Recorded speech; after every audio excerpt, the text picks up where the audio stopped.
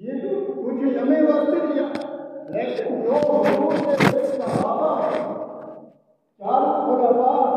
ساری زندگی حضور کے نال ہے، انہوں کو کتنا خیر ملا۔ محترم پیارے مسلمان، اللہ تعالیٰ نے آگے فرمایا تاکہ غالب کرنے میں میرا رسول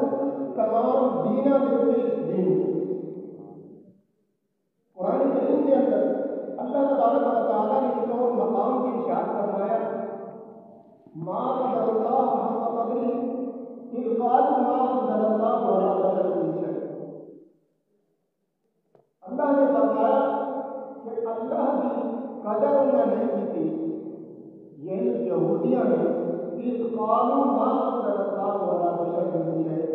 کہ جس ویلے انہوں نے آخیا، کہ جب انہوں نے آخیا کہ اللہ نے کوئی کلام نازل نہیں کیا،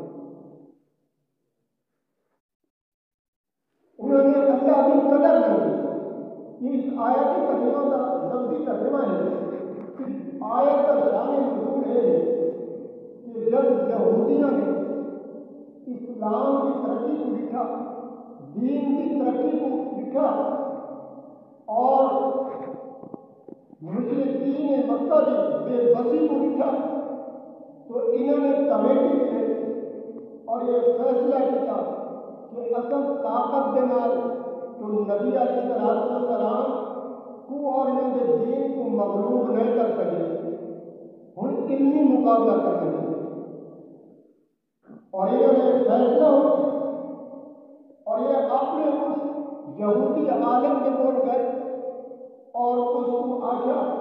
کہ اصل یہ فیصلہ کیا نبی علیہ السلام کے نام مناظرہ کرنا ہے، تو اس کا نام ہے احبر الاحبار مالک بن سعید۔ یہ یہودی انہوں کا عالم اس کے بول گئے کہ حضور کا مناظرہ کرنے تو بڑے غرور کے نال آخر کہ میں پہلے آدھا کہ نبی علیہ السلام علم پیش کریں گے اور خصوصاً تلوار کے لیے طاقت کے لیے، تو علم کا مقابلہ علم کے نال کرنا چاہیے، طاقت کے نال